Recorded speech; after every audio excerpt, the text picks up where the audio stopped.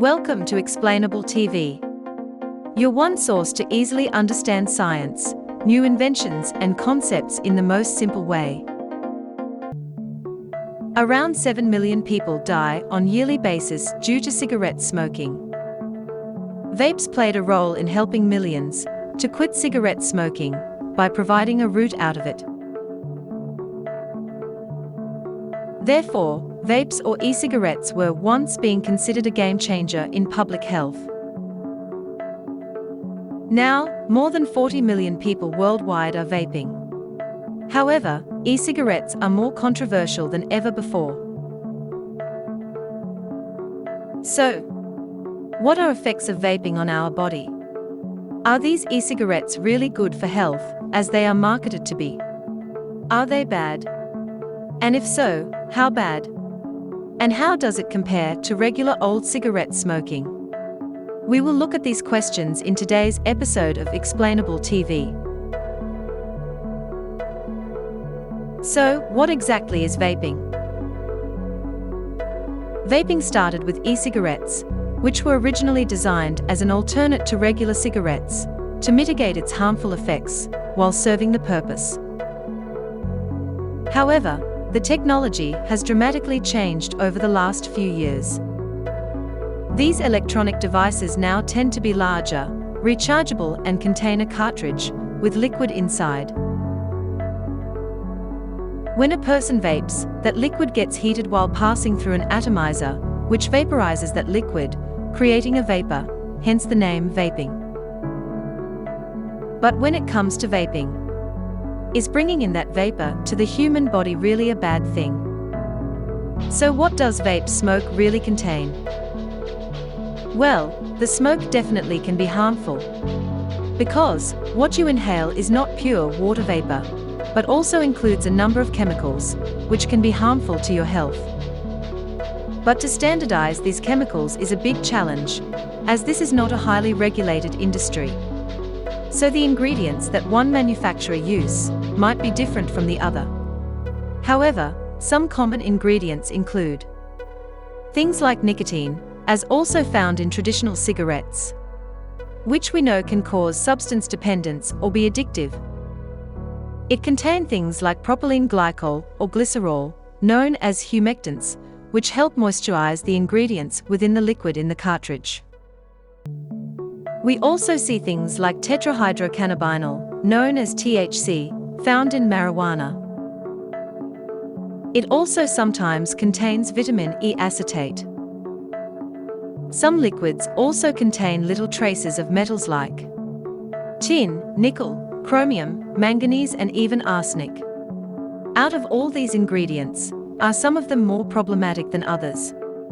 We will come to that in the next question. So coming over to the most important question of the day, that is, what are the effects of vaping on our body?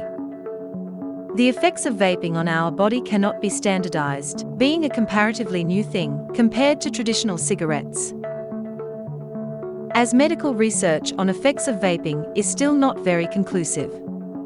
So, we will have to look at pattern of reported health issues caused by vaping to arrive at some conclusions. Over the past few years, there is an increase in patients with acute lung injury due to vaping.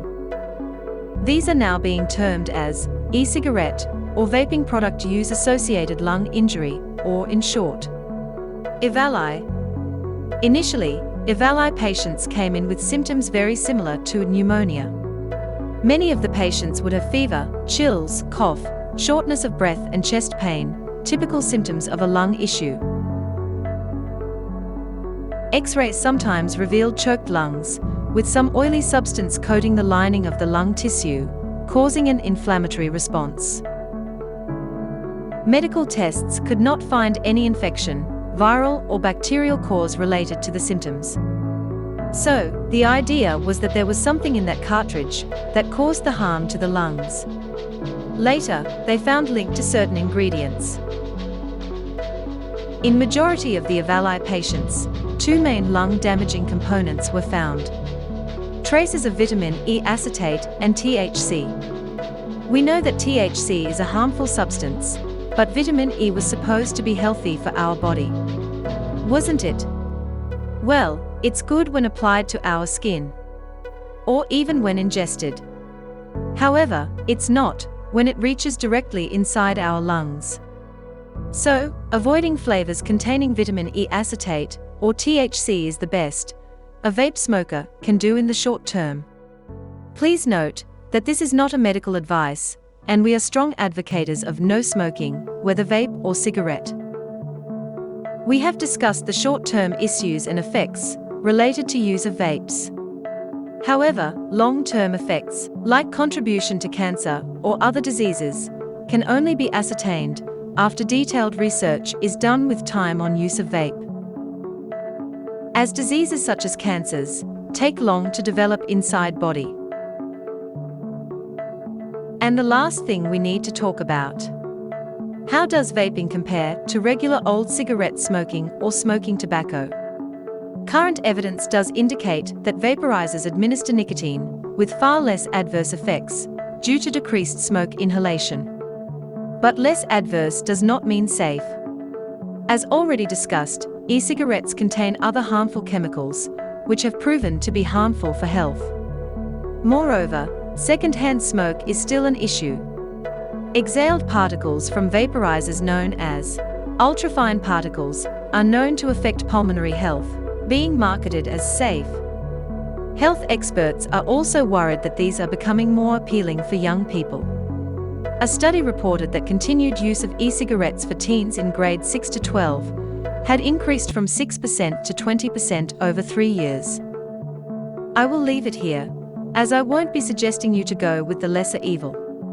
But you know, we only get 2 of these awesome breathing machines, our amazing lungs. So we should probably take care of them. So use your willpower and get over with the habit of smoking, whether regular cigarette or vaporizer, as both are harmful for health. Moreover, if you are thinking about trying to use a vape, don't. It's addictive. Don't forget to ask your burning questions in comments, and subscribe for more weekly explainer videos.